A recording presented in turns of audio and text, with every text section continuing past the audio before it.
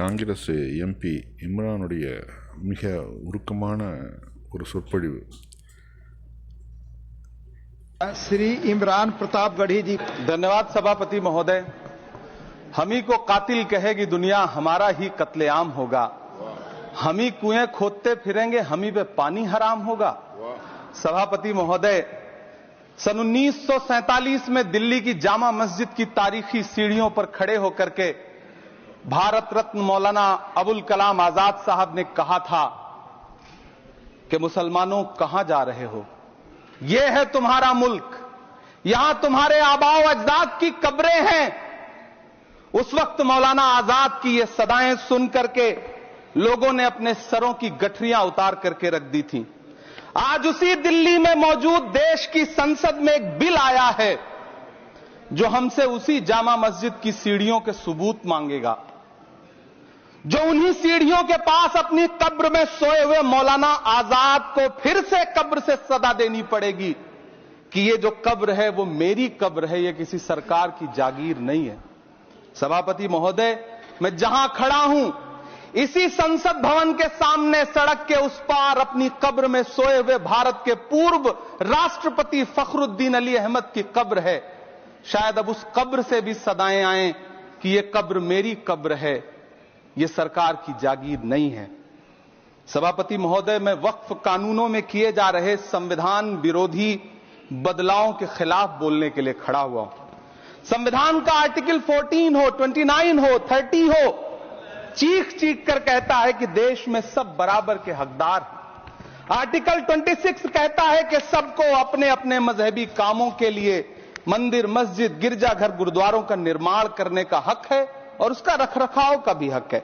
लेकिन डॉक्टर बाबा साहब अंबेडकर के संविधान को हर दिन कुचलने वाली यह सरकार देश के मुसलमानों से नफरत में इतनी अंधी हो गई है कि खुलेआम देश की संसद में देश सरकार के माइनॉरिटी मिनिस्टर साहब और होम मिनिस्टर साहब झूठ बोलते हैं और देश को गुमराह करते हैं, झूठ शब्द असत्य बोलते हैं। सरकार ने इस बिल का नाम उम्मीद रखा है। मंत्री जी कल से इसे देश के मुसलमानों के लिए नई उम्मीद बता रहे हैं। नहीं मंत्री जी, न तो यह बिल मुसलमानों के लिए नई उम्मीद है और न ही उम्मीद की नई किरण। सभापति महोदय, भाजपा ने पूरे देश में वक्फ के नाम पर कई सारे झूठ फैलाए हैं। आइए आज उनकी सच्चाई पर बात करते हैं। वक्फ ट्रिब्यूनल को ऐसे बताया जाता है जैसे वक्फ ट्रिब्यूनल कोई मजहबी खाप पंचायत हो।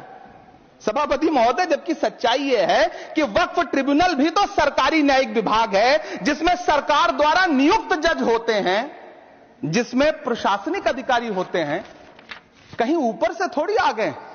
सभापति महोदय, देश के गृह मंत्री जी ने इसी सदन में कहा कि वक्फ ट्रिब्यूनल के फैसले के खिलाफ कोई कोर्ट नहीं जा सकता, जबकि सच यह है कि वक्फ एक्ट 1995 की धारा 83(9) के तहत हाई कोर्ट वक्फ ट्रिब्यूनल के फैसले की न सिर्फ समीक्षा कर सकता है बल्कि उसे बदल भी सकता है। सच तो यह है कि वक्फ बोर्ड खुद अपनी जमीनों के लिए कई सारी कोर्ट में मुकदमे लड़ रहा है।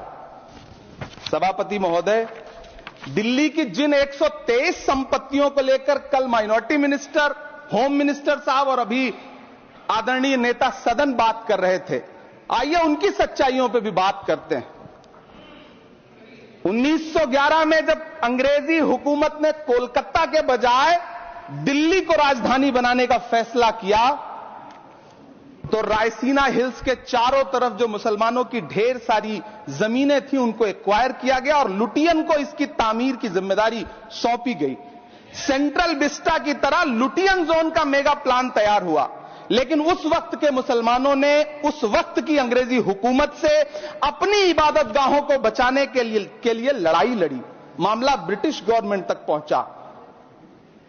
तब यह तय हुआ कि वो जो धार्मिक स्थल हैं उन्हें जस का तस रहने दिया जाएगा। इंडिया गेट के बगल वाली मस्जिद हो, जाप्तागंज, सुनहरी बाग मस्जिद हो, पार्लियामेंट रोड वाली मस्जिद हो, ऐसी 123 संपत्तियों के मैनेजमेंट के लिए 1913 में मुसलमान वक्फ वैलिडेशन एक्ट बना और उसके बाद एक नया शहर बसाया गया जिसे लुटियंस जोन का नाम दिया गया। फिर 1943-45 के बीच एक और समझौता हुआ आजादी से पहले, उसके तहत काफी सारी वक्फ जायदादों को सुन्नी मजलिस औकाफ बनाकर उसके अंडर किया गया ताकि उसकी देखरेख की जा सके। गृह मंत्री जी 2 दिन से सदन में जो बात कह रहे हैं वो दरअसल 123 संपत्तियां उसी सुन्नी मजलिस औकाफ के तहत आती है। सभापति महोदय, आजाद भारत आजाद हुआ। आजादी के बाद भारत में 1954 में वक्फ एक्ट लागू हुआ, जिसकी धारा 9 के तहत 1964 में केंद्रीय वक्फ काउंसिल का गठन हुआ। दिल्ली की वही 123 प्रॉपर्टीज को 1970 में सर्वे गजट करके गजट नोटिफाई किया गया। इसके निपटारे के लिए पूर्व प्रधानमंत्री इंदिरा जी के द्वारा 1974 में एक बर्नी कमेटी बनाई गई। बर्नी कमेटी ने 1976 में इन 123 संपत्तियों को दिल्ली वक्फ बोर्ड की संपत्ति होने की रिपोर्ट सौंपी। उस रिपोर्ट के आधार पर 1984 में कांग्रेस सरकार ने उन 123 प्रॉपर्टीज को दिल्ली वक्फ बोर्ड को सौंपने का फैसला किया, जिसके खिलाफ विश्व हिंदू परिषद कोर्ट गई। मामला 2011 तक पेंडिंग रहा। फिर 2011 में कोर्ट ने सरकार को आदेशित किया कि इसका निपटारा करो। तब 2013 में तत्कालीन यूपीए सरकार ने दिल्ली की उन्हीं 123 जायदादों को बर्नी कमेटी की सिफारिशों के मुताबिक वक्फ बोर्ड के हवाले किया। यही वो प्रॉपर्टीज हैं जिनके नाम से गृहमंत्री जी कल से कांग्रेस को कोस रहे हैं। फिर आई 2014 में भाजपा की सरकार, जो तब से इन जमीनों को हड़पने की साजिश कर रही है। जिस बिल को मुसलमानों के हुकूक की हिफाजत करने वाला बिल बताया जा रहा है, उसी को पेश करने के लिए और उस पर बात करने के लिए लोकसभा में भाजपा सरकार के पास एक भी मुस्लिम सांसद नहीं है। जिस वक्त, मैं लोकसभा कह रहा हूं, सुना करिए, जिस वक्फ बिल को मुस्लिम महिलाओं को हक दिलाने वाला बताया जा रहा है, उसे संसद में पेश करने वाली पार्टी के पास न तो राज्यसभा में, न लोकसभा में, न देश की किसी विधानसभा में एक भी मुस्लिम महिला सदस्य नहीं। कल किरण रिजिजू जी कह रहे थे कि रेलवे की जमीनें देश की जमीनें हैं, डिफेंस की जमीनें देश की जमीनें हैं। हां मंत्री जी, हैं, बिल्कुल हैं। ये जो वक्फ की जमीनें हैं, ये हमारे पुरखों ने धार्मिक कामों के लिए डोनेट किया है। तो हम भी तो इसी देश के नागरिक हैं, हम भी तो इसी देश के बेटे हैं। तो वक्फ की जमीनें भी तो इसी देश की जमीनें हैं, उनको पराया क्यों बोलते हैं आप? सभापति महोदय, अशफाकुल्लाह खान जब फैजाबाद की जेल में फांसी के फंदे पर झूल रहे थे, तो इसी देश की जमीन के लिए झूल रहे थे ना। सभापति महोदय, अंडमान की जेल में ஒரு உண்மையான தேசத்தை நேசிக்கக்கூடியவன் எப்படி இருப்பான் என்பதற்கு இம்ரான் ஒரு சிறந்த எடுத்துக்காட்டு. இவரை பார்த்தாவது தெரிந்துட்டோம்.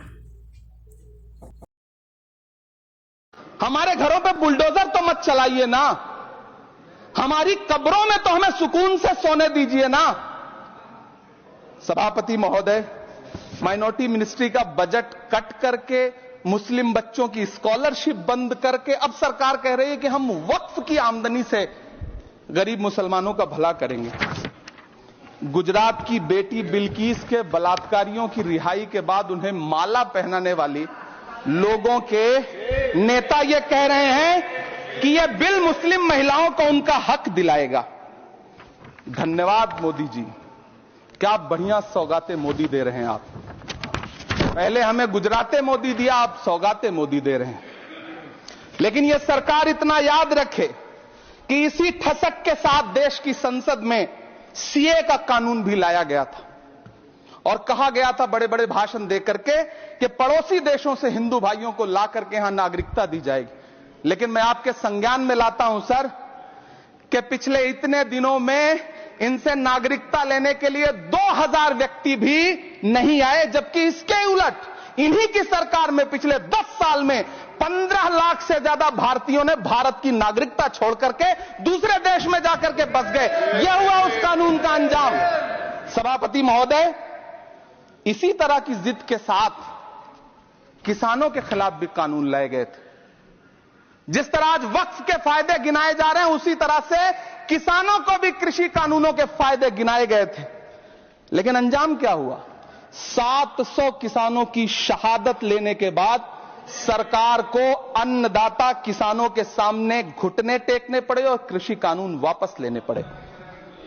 जिल्ले इलाही, जमहूरियत जो है वो नफरत और ठसक से नहीं चलती है, अकड़ से नहीं चलती है, उसमें सबकी हिस्सेदारी जरूरी है। कल देश के माइनॉरिटी मिनिस्टर ने लोकसभा में खड़े होकर एक शेर सुनाया था कि मुझसे कोई बदगुमान न हो, तो मैं उन्हें एक शेर सुनाना चाहता हूं कि मैं आज जद पे हूं तो इतना खुशगुमान न हो, मैं आज जद पे हूं तो इतना खुशगुमान न हो, चिराग सबके बुझेंगे हवा किसी की नहीं। नीतीश कुमार जी हो, चंद्रबाबू नायडू जी हो, चिराग पासवान जी हो, जयंत चौधरी जी हो, देवे गौड़ा जी हो, जीतन राम मांझी जी हो, सबको समझना पड़ेगा कि जब जंगल में आग लगती है तो न वो बरगद बचते हैं जो हवा को आंधी में तब्दील करते हैं, न वो बांस बचते हैं जो आपसी रगड़ से चिंगारी पैदा करते हैं। सभापति महोदय, जब देश को मनमोहन सिंह साहब जैसा काबिल प्रधानमंत्री मिलता है तो देश को आरटीआई जैसा एक्ट मिलता है, सेज जैसा एक्ट मिलता है, मनरेगा जैसा एक्ट मिलता है, लिबरलाइजेशन मिलता है, राइट टू एजुकेशन मिलता है, नेशनल फूड सिक्योरिटी एक्ट मिलता है। लेकिन जब देश को सौगातें मोदी मिलती है तो क्या मिलता है? सीए मिलता है, फॉर्म्स लॉ मिलता है, आर्टिकल 370 मिलता है, इलेक्टोरल बॉन्ड जैसा एक्ट मिलता है और वक्फ अमेंडमेंट एक्ट जैसे बिल देश को मिलते हैं। मुझे तो अपने हमवतन भाइयों से पूछना है कि आपको अपने बच्चों की तरक्की, खुशहाली और नौकरी की दरकार है या फिर मुसलमानों की दान की गई जमीनों को लूटकर धन्ना सेठों को देने की साजिश करने वाले कानून की? सभापति महोदय, यह सरकार रात के 3 बजे तक पूरे देश को जगा करके संसद में अपने ही नागरिकों को नीचा दिखाने के लिए वक्फ बिल ला रही थी, तो उधर रात के 1:30 बजे अमेरिका हम पर 26% टैरिफ लगा रहा था। सरकार की प्राथमिकताएं देश को पता। सभापति महोदय, मैं बहुत भावुक हूं आज, और मुझे अच्छा लगा कि आदरणीय नेता सदन जगत प्रकाश नड्डा जी ने बहुत अच्छी बातें भी की, मन से बातें की। क्योंकि उनके नाम में प्रकाश जुड़ा है तो मैं उनमें हमेशा एक रोशनी की किरण देखता हूं। मैं उनके सामने बहुत अदब से यह बात कहना चाहता हूं कि चिरागों के सफर में दबदबा हो आंधियों का तो फिर अंजाम जुल्मत के सिवा कुछ भी नहीं होगा। यह दुनिया नफरतों के आखिरी स्टेज पर है, इलाज इसका मोहब्बत के सिवा कुछ भी नहीं होगा। मैं भावुक हूं, मेरी पलकें गीली हैं। अगर देश की एक बहुत बड़ी आबादी को लगता है कि आप उसका भला करने के लिए नहीं बल्कि उनकी इबादतगाहों, उनकी कब्रिस्तानों, उनकी खानकाहों को बर्बाद करने का बिल ला रहे हैं, तो फिर आप अगर समझाने में नाकामयाब रहे हैं तो यह आपकी नाकामयाबी है। पहले समझाइए, उसके बाद कोई बिल लेकर के आइए, तब शायद हम आपका इतनी पुरजोर तरीके से विरोध ना करें। लेकिन सभापति महोदय, मैं अंत में सिर्फ इतना कहना चाहता हूं कि इस बिल में जो भी पॉइंट्स दिए गए हैं, बॉम्सी पोर्टल देख लीजिए, सरकार का झूठ आपको पकड़ में आ जाएगा। हम डरे नहीं हैं, हम सिर्फ सरकार से अपील कर रहे हैं कि हमें अपना समझिए। हम आपके अपने हैं, इस देश के नागरिक हैं।